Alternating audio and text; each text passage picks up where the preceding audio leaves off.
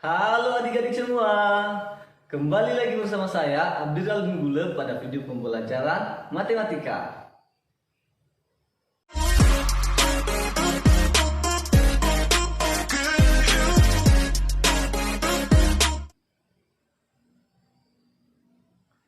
Pada video pembelajaran sebelumnya, kita sudah belajar bagaimana cara membaca data, menganalisis data, dan membuat prediksi terhadap suatu data. Nah, dalam video pembelajaran ini kita akan belajar bagaimana cara menentukan rata-rata atau min terhadap suatu data. Supaya adik-adik paham, ikuti terus video pembelajarannya ya.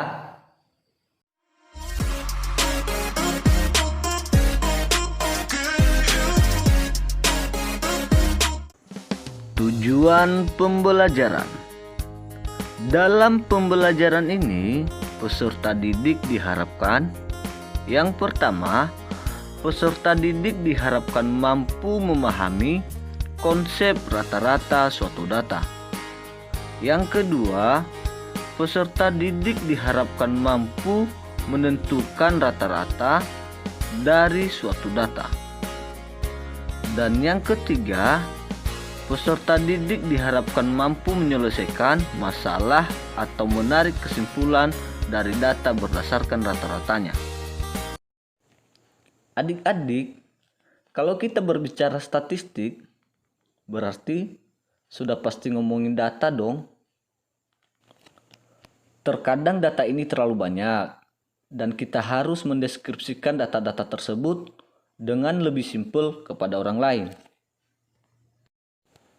Contohnya gini, mungkin kamu sudah pernah ditanya guru, kamu biasanya bangun pagi jam berapa? Terus kamu jawab, jam 5.30 Pak. Padahal kalau di data lebih teliti, sebenarnya kamu tidak setiap hari bangun jam 5.30 juga kan? Misalnya, data jam bangun pagimu pada hari Senin jam 5.30, Selasa jam 5.28, Rabu jam 5.30, Kamis jam 5.30, Jumat jam 5.29, Sabtu jam 5.34, Minggu jam 6.00. Nah, kamu nggak akan ceritain setiap harinya ke guru dong. Cuma karena seringnya kamu lihat jam 5.30, makanya kamu bilang ke guru jam 5.30. Nah, proses menjelaskan data dengan mengambil satu data sebagai sampel ini disebut ukuran pemusatan data. Kenapa disebut pemusatan data? Karena dalam mendeskripsikan data yang banyak, kalian hanya pusatkan pada satu data yang mewakili semua data yang ada.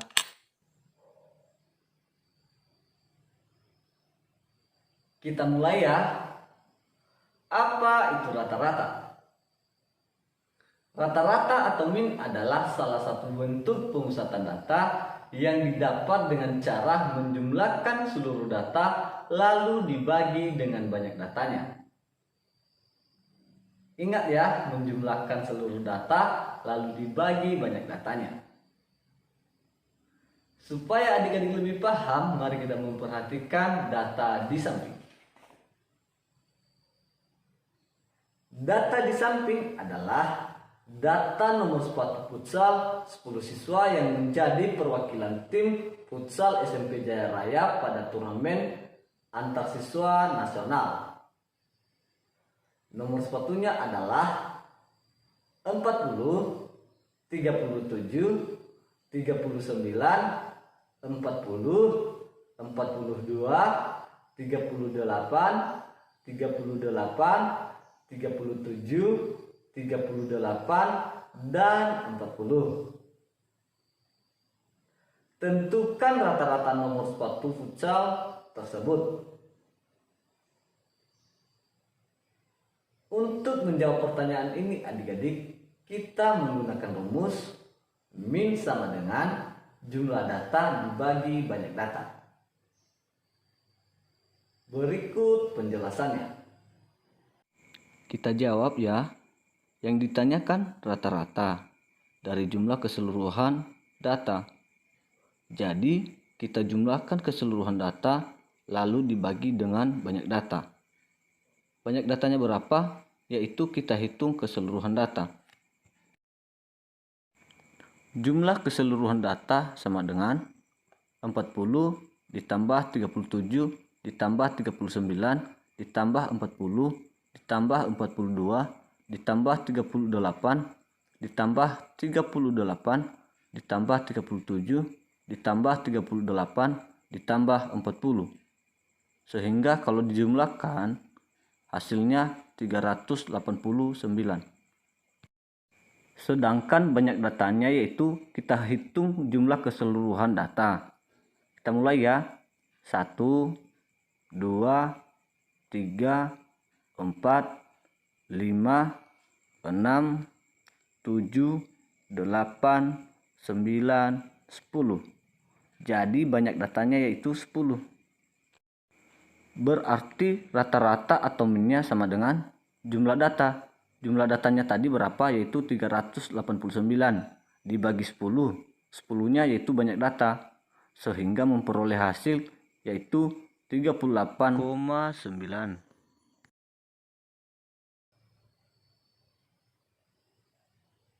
Kita lanjut lagi ya.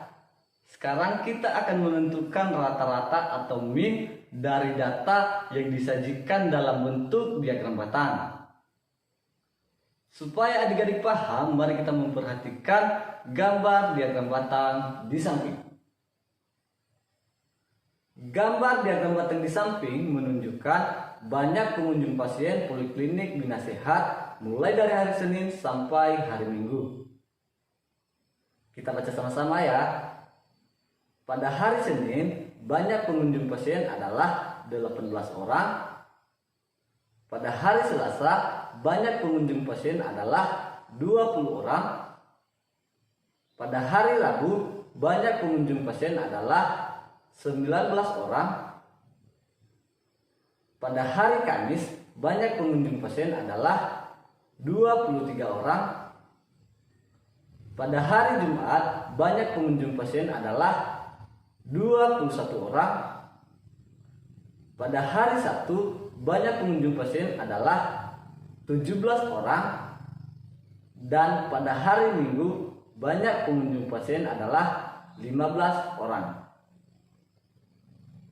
Pertanyaannya, berapakah rata-rata banyak pasien yang berobat di Poliklinik Bina Sehat dalam waktu 1 minggu? Untuk menjawab pertanyaan ini adik-adik, kita menggunakan rumus yang tadi ya, yaitu min sama dengan jumlah data dibagi banyak data. Berikut penjelasannya. Berdasarkan pertanyaannya tadi, kita diminta untuk menghitung banyak pasien yang berobat pada Poliklinik Bina Sehat dalam waktu 1 minggu. Rata-ratanya kan sama dengan jumlah data dibagi banyaknya data. Berarti kita jumlahkan dulu dong data pasien dari hari Senin sampai Minggu. Senin kan ada 18 orang, ditambah Selasa ada 20 orang, ditambah Rabu ada 19 orang, ditambah Kamis ada 23 orang, ditambah Jumat ada 21 orang, ditambah Sabtu ada 17 orang, dan ditambah Minggu ada 15 orang. Kemudian dibagi banyak datanya. Banyak datanya ada 7 ya, karena Senin sampai Minggu. Kalau dijumlahkan data pasien mulai dari hari Senin sampai hari Minggu, yaitu 133. Seterusnya dibagi 7, yaitu banyaknya data. Jadi rata-ratanya adalah 133 dibagi 7. Sehingga memperoleh hasil 19. Jadi kesimpulannya adik-adik, rata-rata pasien Poliklinik Bina Sehat dalam 1 minggu adalah sejumlah 19 orang. Semoga bisa dipahami ya.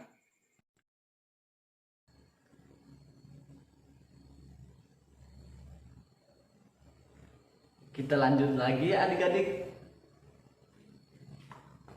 Data di samping merupakan data yang disajikan dalam bentuk tabel.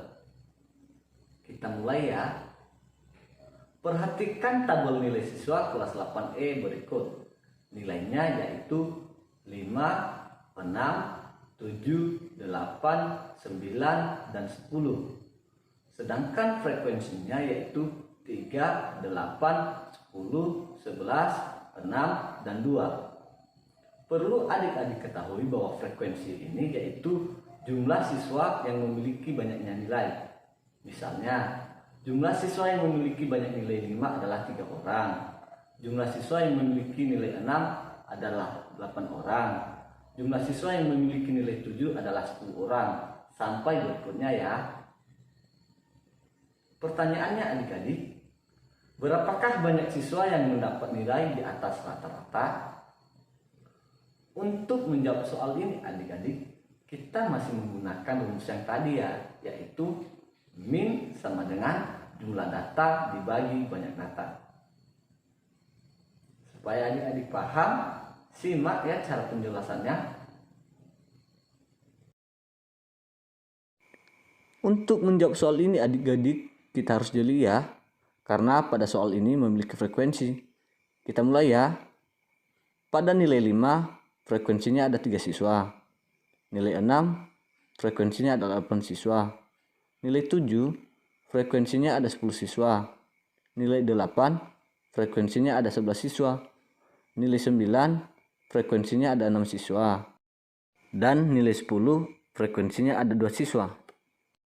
Jadi, nilai 5 dikali frekuensinya yaitu 3 siswa. Ditambah nilai 6 dikali 8. Ditambah nilai 7 dikali 10, ditambah nilai 8 dikali 11, ditambah nilai 9 dikali 6, ditambah nilai 10 dikali 2, dibagi banyak data atau banyak siswa, yaitu 3, 8, 10, 11, 6, dan 2. Lanjut ya.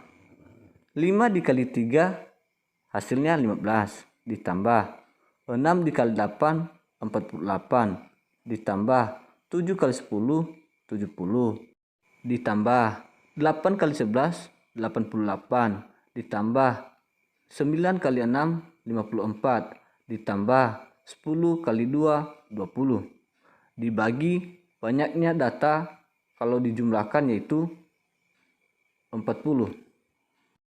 Lanjut lagi ya. Setelah jumlah data ditambahkan, memperoleh hasil 295 dibagi 40, yaitu banyaknya data. Jadi rata-ratanya sama dengan 7,375. Pertanyaan soal ini kan banyak siswa yang nilainya di atas rata-rata.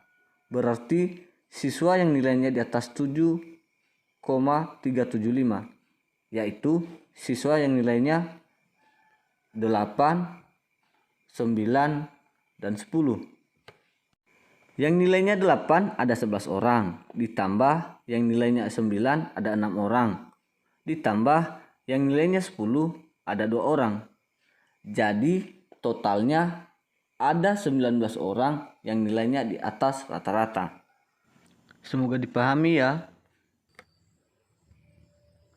Kita lanjut lagi ya. Data di samping merupakan nilai rata-rata ujian matematika dari 39 siswa adalah 45. Jika nilai seorang siswa yang mengikuti ujian susulan ditambahkan, nilai rata-rata ujian tersebut menjadi 46. Berapakah nilai siswa yang mengikuti ujian susulan tersebut?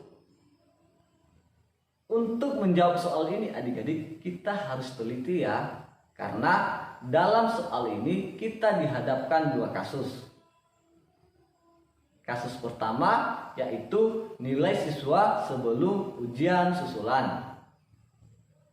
Dan kasus kedua yaitu nilai siswa sesudah ujian susulan.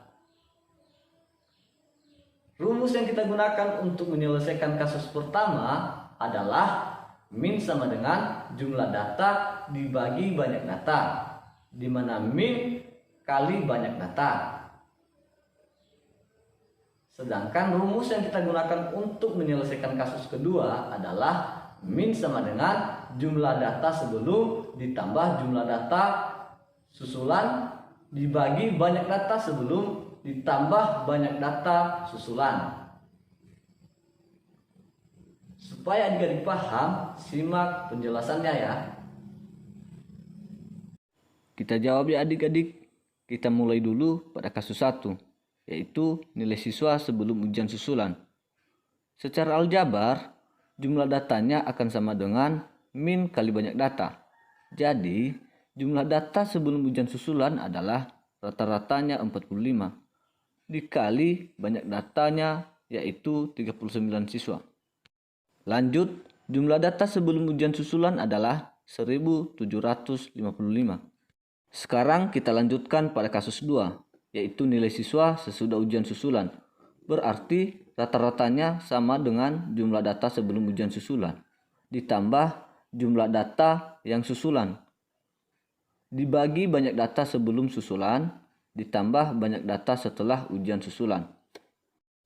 Kita misalkan nilai siswa yang susulan sama dengan N. Nah, rata-rata setelah ujian susulan kan 46. Jadi 46 sama dengan jumlah data sebelum ujian susulan, yaitu 1755 ditambah nilai yang ujian susulan, yaitu N, dibagi banyak data sebelum ujian susulan, yaitu ada 39 ditambah yang ujian susulan, yaitu 1 orang. Lanjut ya. 46 sama dengan 1755 ditambah N per 40. 40-nya kita pindah ruas sehingga menjadi dikali ya. Jadi 46 dikali 40 sama dengan 1755 ditambah N. 46 dikali 40 itu kan hasilnya 1840 sama dengan 1755 ditambah N. Berarti nilai N sama dengan 1840 dikurang 1755.